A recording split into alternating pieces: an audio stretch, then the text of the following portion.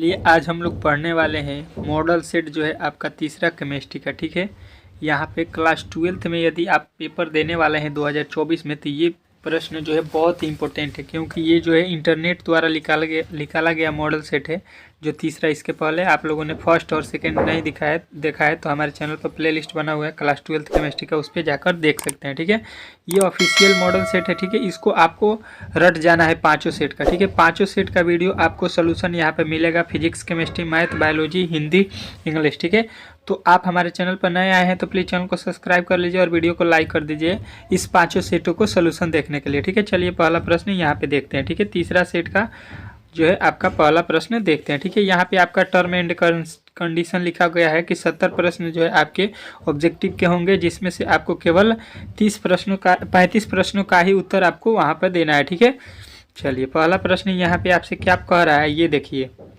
निम्नलिखित में से कौन सा विषम दैनिकता को दर्शाएगा? विषम दैनिकता को जो है कौन दर्शाएगा, ये प्रश्न आपसे पूछना चाह रहा है। तो आपको बताना है कि ये दर्शाएगा NaBr। ठीक है, NaBr जो है ऑप्शन नंबर बी वाला आपका राइट हो जाएगा। अगला प्रश्न कह रहा है ठोस X एक ऐसा अत्यंत कठोर ठोस है जो ठोस के साथ साथ गलित अवस्था में विद्युतरोधी होता है तथा जिसका अत्यंत उच्च गलनांक होता है। यह किस प्रकार का ठोस है? तो ये आपको बताना है कि ये एक जो है सहसंयोजिक ठोस है। ठीक है, सहसंयोजिक ठोस है। ठीक है, चलिए अगला प्रश्न कह रहा है आयनिक ठोस गलित अवस्था में विद्युत का संचालन करते हैं किंतु ठोस अवस्था में नहीं। क्यों नहीं करते हैं, ये प्रश्न आपसे पूछा गया है। तो आपको बताना है क्योंकि ये जो है सभी ठोस गलित अवस्था में विद्युत का चालन करते हैं। ठीक है, चलिए अगला प्रश्न देखिए, कह रहा है हीरे, सिलिकॉन एवं क्वार्ट्ज में मुख्य आबंध बल होता है। कौन सा बल होता है, ये प्रश्न आपसे पूछना चाह रहा है। तो आपको बताना है कि ये होता है सहसंयोजिक आबंध। ठीक है, चलिए अगला प्रश्न देखिए, कह रहा है हीरे और ग्रेफाइट के संबंध में निम्न में से कौन सा कथन सही नहीं है? कौन सा कथन जो है सही नहीं है, ये प्रश्न आपसे पूछा गया है हीरा और ग्रेफाइट के लेके। ठीक है, तो आपको बताना है कि ऑप्शन नंबर जो आपका डी लिखा गया है, क्या आपका ऑप्शन नंबर डी में लिखा गया है, ये देख लीजिए कि हीरा एवं परतदार संरचना है, दो परतें वांडरवाल बलों के द्वारा जुड़ी रहती है। ठीक है, इसीलिए हम लोग इसको जो है ये नहीं होता है हीरा और ग्रेफाइट में। ठीक है, किसी विलयन के 500 ml में 10 G NaCl की मात्रा को निहित रखने वाले विलयन की मोलरता क्या होगी? तो इसका मोलरता जब निकालिएगा तो ये आपको मिलेगा 0.5 मोल लीटर। ठीक है, मोल इनवर्स लीटर। ठीक है, अगला प्रश्न कह रहा है 500 ml में घोले हुए इतना ग्राम H2SO4 की विलयन के 30 ml की मोलरता क्या होगी? तो ये जो है आपको याद रखना है कि इसकी मोलरता जो है आपको 0.03 m होगा। ठीक है, चलिए अगला प्रश्न कह रहा है डेनियल सेल है। डेनियल सेल क्या है, ये प्रश्न आपसे पूछना चाह रहा है। तो आपको बताना है कि ऑप्शन नंबर ए जो है रेडॉक्स अभिक्रिया के दौरान मुक्त की गई रासायनिक ऊर्जा विद्युत ऊर्जा में परिवर्तन हो जाता है। ठीक है, चलिए अगला प्रश्न देखिए, कह रहे हैं निम्न में से वह कौन सा सही क्रम है जिससे धातुएं उनके लवण विलयन से एक दूसरे को विस्थापित करती है? तो ये आपको याद रखना है कि ये होता है आपका MgAlZnFe कॉपर। ठीक है, चारों हो जाएंगे। अगला प्रश्न कह रहा है अभिक्रिया इतना के लिए यदि NH3 की अदृश्यता की दर इतना मोल इन्वर्स सेकेंड इन्वर्स हो तो H2O की निर्माण की दर क्या होगी? तो H2O की निर्माण जो है इसमें आपको याद रखना है कि H2O का निर्माण जो होगा आपका 5.4 × 10⁻³ मोल पर लीटर इन्वर्स सेकेंड। ठीक है, चलिए अगला प्रश्न देखिए, कह रहा है जब कोई अभिक्रिया संपदन होता है तब अभिक्रिया के दौरान अभिक्रिया की दर, तो उस समय अभिक्रिया की दर आपको याद रखना है क्या होगा? तो समय के साथ घटती है। ठीक है, चलिए अगला प्रश्न देखिए, कह रहा है वांडर वाल्स अधिशोषण के संदर्भ में निम्न में से कौन सा सही है। तो ये जो है आपको याद रखना है कि ये जो है आपका निम्न ताप उच्च दाब ये सही है। ठीक है, चलिए निम्न में से कौन सा अधिशोषण के दौरान शून्य से कम हो जाता है।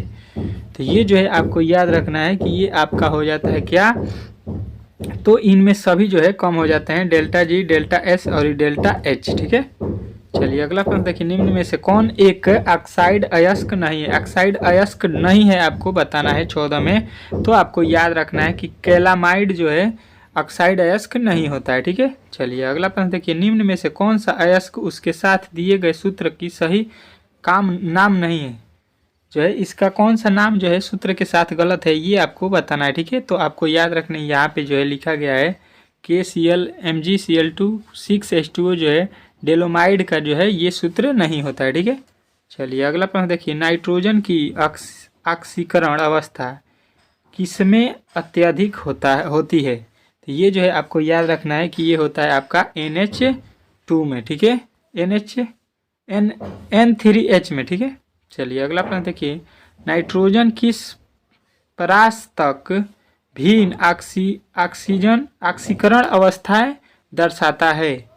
तो ये जो है आपको याद रखना है कि ये आपका -3 से +5 के बीच में दर्शाता है। ठीक है, चलिए अगला प्रश्न देखिए, कह रहा है निम्न में से कौन सा एक डी ब्लॉक का तत्व है। डी ब्लॉक के तत्व का नाम आपको बताना है। तो ये जो है HS जो है डी ब्लॉक के तत्व होते हैं। ठीक है, चलिए अगला प्रश्न कह रहा है Fe यौगिक Fe2 यौगिक से अधिक अस्थायी होता है, क्यों। तो ये जो है आपको याद रखना है कि ये क्यों होता है। तो आपको बताना है कि आपका ऑप्शन नंबर ए Fe3 का आकार Fe2 से छोटा होता है। ठीक है, चलिए अगला प्रश्न देखिए, यहाँ पे आपके सामने आ चुका है, कह रहा है किसके निर्माण के कारण कॉपर सल्फेट अमोनिया में घुल जाता है। तो ये जो है आपको याद रखना है कि ये जो है उसका कारण होता है CuNH3 का होल के पावर 4 SO4। ठीक है, चलिए अगला प्रश्न देखिए, जलीय विलयन में PTNH3 6Cl4 द्वारा दी गई आयनों की संख्या होगी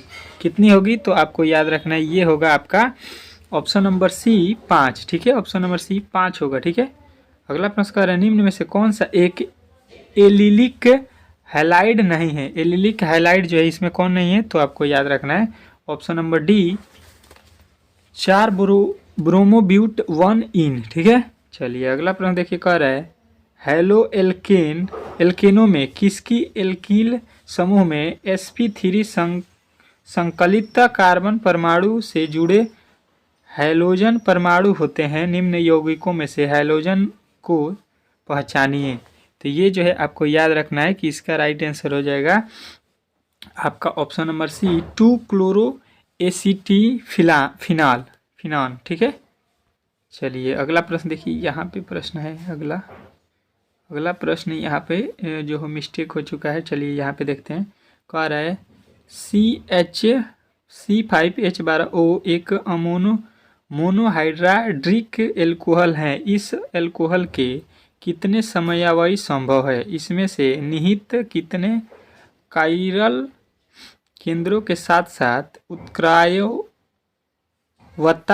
पाई जा सकती है। तो ये जो है आपको याद रखना है कि ये आपके 8 एवं 3 पाई जा सकती है। ठीक है, यौगिक इतना में 2/3 एल्कोहलिक के समूह होते हैं। इस यौगिक का IUPAC नेम आपको बताना है। तो इसका IUPAC नेम आपको याद रखना है, क्या होगा। तो आपको याद रखना है 2,3-डाइमेथिल 2,3-ब्यूटेनाइडाइल ऑल। ठीक है, चलिए अगला प्रश्न देखिए, आपके सामने यहाँ पे आ चुका है। क्या कह रहा है आपका अगला प्रश्न, निम्न में से कार्बनिक यौगिक का कौन सा नाम सही रूप से नहीं लिखा है। तो ये जो है आपको याद रखना है कि इसमें कौन सा सही रूप से नहीं लिखा गया है। तो यहाँ पे चारों ऑप्शन आपको मैं दिखा देता हूँ। चारों ऑप्शन आप देख लीजिए, कौन सा सही नहीं लिखा गया है ये आपको बताना है। तो आपको याद रखना है कि इसमें जो है आपका ऑप्शन नंबर B लिखा गया है, ये आपका गलत है। ठीक है, यहाँ पे ये आपका गलत है। ठीक है, चलिए अगला प्रश्न देखिए, यहाँ पे आपके सामने आ चुका है। कह रहा है निम्न में से कौन सा कार्बनिल यौगिक सर्वाधिक ध्रुवीय है।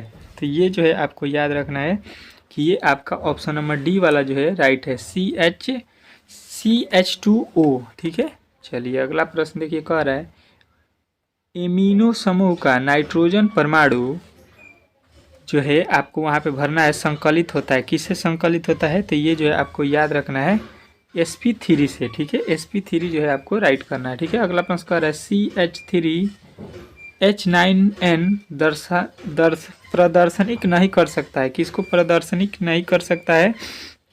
तो ये जो है आपको याद रखना है चतुर अमोनियम लवण को प्रदर्शित नहीं कर सकता है। ठीक है, अगला प्रश्न करें ग्लूकोज के एसिटिलीकरण के दौरान इसे एसिटिक एनहाइड्राइड के x मोल की आवश्यकता होता है, x का मान होगा, क्या होगा?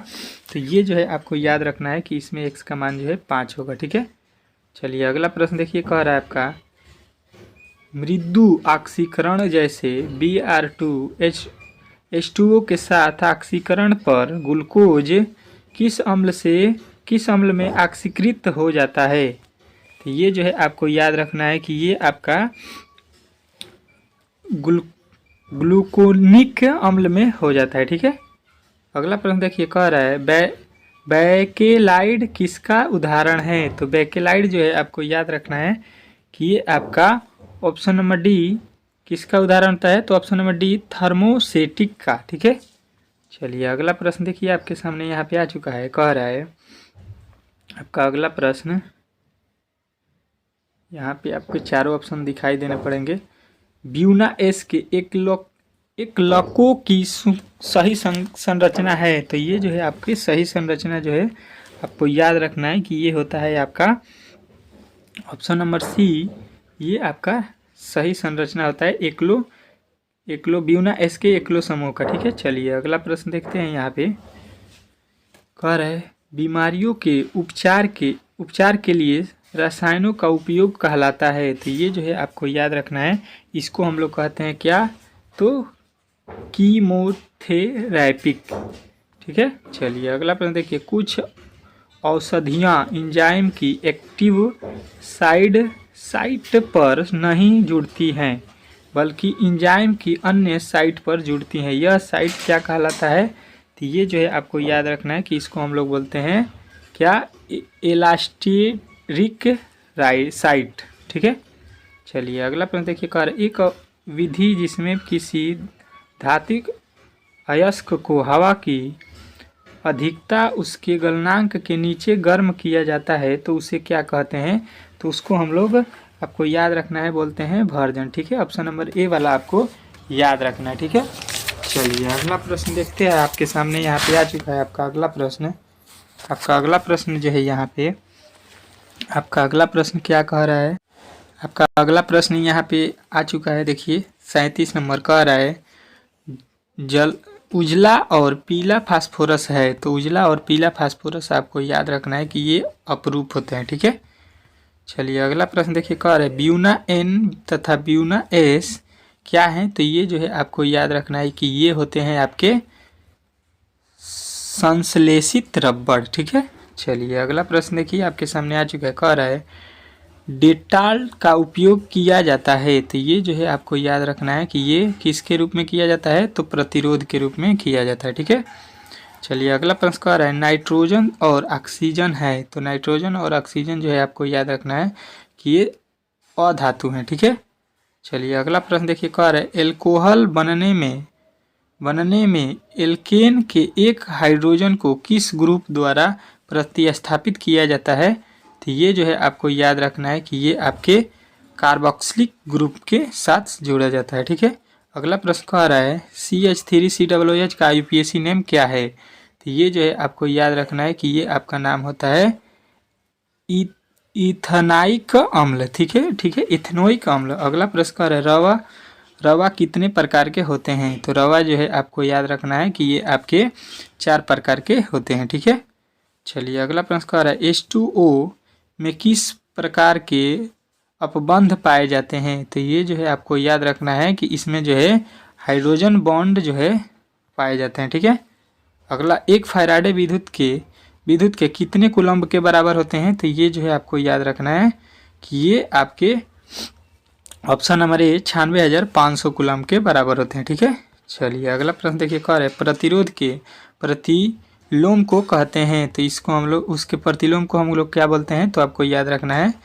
इसका ऑप्शन नंबर डी हो जाएगा, इसमें कोई नहीं। ठीक है, चलिए अगला प्रश्न देखिए, कह रहे प्रबल विद्युत अपघट्य में लेमडा एम का मान क्या होगा, तो ये जो है आपको याद रखना है कि ये होगा आपका तनु करने पर बढ़ता है। ठीक है, चलिए अगला प्रश्न देखिए, कह रहा है रासायनिक अधिशोषण होता है, तो ये जो है आपको याद रखना है ये होता है आपका अणुत्क्रमणीय अभिक्रिया। ठीक है, चलिए अगला प्रश्न देखिए, कह रहा है लोहा का मुख्य अयस्क क्या है, तो लोहे का मुख्य अयस्क जो है आपको याद रखना है ये होता है हेमेटाइट। ठीक है, Fe2O3। ठीक है, अगला प्रश्न देखिए, कह रहा है किस प्रकार के अयस्क का सांद्रण इलेक्ट्रोमैग्नेटिक पृथक्करण विधि द्वारा किया जाता है, तो ये जो है आपको याद रखना है कि ये चुंबकीय कण द्वारा। ठीक है, चलिए अगला प्रश्न देखिए, कह रहा है कापर माटे में होता है, कापर माटे में क्या होता है, तो ये जो है आपको याद रखना है कि कॉपर माने Cu2S तथा Fe होता है। ठीक है, चलिए अगला प्रश्न कह रहा है आवर्त सारणी के ग्रुप 15 में नाइट्रोजन के अतिरिक्त कौन सा तत्व होता है, तो ये जो है आपको याद रखना है कि इसमें जो है आपका फास्फोरस होता है। ठीक है, नाइट्रोजन के अतिरिक्त। डी ब्लॉक के तत्वों को दूसरे किस नाम से जाना जाता है, तो डी ब्लॉक का जो है आपको बहुत ही बार नाम ये पूछता है, संक्रमण तत्व के नाम से भी इसको हम लोग जानते हैं। ठीक है, जिंक है एक, जिंक क्या है, तो आपको याद रखना है कि जिंक एक संक्रमण तत्व होता है। ठीक है, चलिए Mn का ऑक्सीकरण जो है क्या है, ये प्रश्न आपसे पूछना चाह रहा है, तो आपको बताना है कि ये आपका हो जाएगा खाली डी कक्षपक के कारण। ठीक है, चलिए अगला प्रश्न देखिए आपके सामने आ चुका, कह रहा है K2MnHOH4 का IUPAC नेम क्या है, तो इसका जो है IUPAC नेम आपको याद रखना है पोटेशियम टेट्राहाइड्रॉक्साइड जिंक। ठीक है, अगला प्रश्न कह रहा है अल्कीन के द्विबंध का पता लगाने की को मिलाते हैं कौन मिलाते हैं, तो ये जो है आपको याद रखना है कि आपका बेयर प्रतिकारक। ठीक है, चलिए अगला प्रश्न देखिए, कह रहा है त्रिवियम समायवता जिसका संबंध अध्यारोपित वस्तु दर्पण प्रतिबिंब को कहा जाता है, तो इसको हम लोग आपको याद रखना है प्रतिबिंब रूपता। ठीक है, चलिए अगला प्रश्न कह रहा है क्लोरोफॉर्म ऑक्सीजन से प्रकाश की उपस्थिति में अभिक्रिया कर देता है, क्या देता है, तो ये आपको याद रखना है कि ये आपको फास्जीन देता है। ठीक है, चलिए अगला प्रश्न कह रहा है एल्कोहल और एनॉल बनाने में एल्केन एवं एरीन का एक हाइड्रोजन किससे प्रतिस्थापित होता है, तो ये आपको याद रखना है कि ये होता है आपके अल्कोहल से OH से। ठीक है, अगला प्रश्न कह रहा है ग्लिसरॉल है एक, क्या है, तो ये आपको याद रखना है कि ये एक ट्राईहाइड्रिक एल्कोहल होता है। ठीक है, चलिए अगला प्रश्न कह रहा है बेंजीन का साधारण हाइड्रॉक्सी व्युत्पन्न है, तो ये जो है आपको याद रखना है कि ये आपका होता है ऑप्शन नंबर बी फिनॉल। ठीक है, चलिए अगला प्रश्न देखिए, कह रहा है चित्र इसमें जो है आपको दिया गया है उसका IUPAC नेम क्या होता है, तो इसका IUPAC नेम आपको याद रखना है होता है क्या 1,5 डाईमिथाइल फिनाल। ठीक है, चलिए अगला प्रश्न कह रहा है क्लोरोइथेन अमोनिया से अभिक्रिया कर देता है, क्या देता है, तो ये जो है आपको याद रखना है कि ये इथेनेमिन देता है। ठीक है, इथेनेमिन। अगला प्रश्न देखिए, कह रहे एमाइड LiAiH4 में अवकृत होकर देता है, क्या देता है, तो आपको याद रखना है ये जो है आपको एल्किल एमीन देता है। ठीक है, अगला प्रश्न देखिए, कह रहा है HCOOH का IUPAC नेम है, तो इसका जो है IUPAC नेम आपको याद रखना है कि ये होता है मेथेनाइक अम्ल। ठीक है, चलिए अगला प्रश्न देखिए ऑक्जेलिक अम्ल का IUPAC नेम क्या है, तो इसका IUPAC नेम आपको याद रखना है होता है क्या इथेनॉल डाइयोइक अम्ल। ठीक है, चलिए अगला प्रश्न देखिए, कह रहा है मिथाइल नाइट्राइल का सूत्र होता है, तो क्या होता है, तो आपको याद रखना है कि आपका CH3CN। ठीक है, चलिए अगला प्रश्न देखिए, कह रहा है साधारण कार्बोक्सिलिक अम्ल जल में घुलनशील होते हैं क्योंकि उसके साथ होता है, क्या होता है, तो ये जो है आपको याद रखना है, उसके साथ जो है हाइड्रोजन बॉन्ड होते हैं। ठीक है, चलिए अगला प्रश्न कह रहा है फ्रुक्टोज का सूत्र होता है, फ्रुक्टोज का जो है रासायनिक सूत्र क्या होता है, तो जो ग्लूकोज का सूत्र होता है वही फ्रुक्टोज का होता है C6H12O6। ठीक है, यहाँ पे जो है आपके यहाँ पे जो है आपके 70 प्रश्न जो थे उसको हम लोगों ने केमिस्ट्री के पार्ट तीसरा जो है सेट तीसरा का जो है कंप्लीट कर लिया है। ठीक है, इसके पास से आपको बहुत जल्द चौथा और पांचवा का सॉल्यूशन यहाँ पे मिलने वाला है। ठीक है, तो इसको देखने के लिए आप लोग प्लीज़ चैनल पर नए आए हैं तो चैनल को सब्सक्राइब कर ले और एक बार वीडियो को शेयर भी कर दीजिए। ठीक है, चलिए मिलते हैं अगले वीडियो में, तब तक के लिए जय हिंद।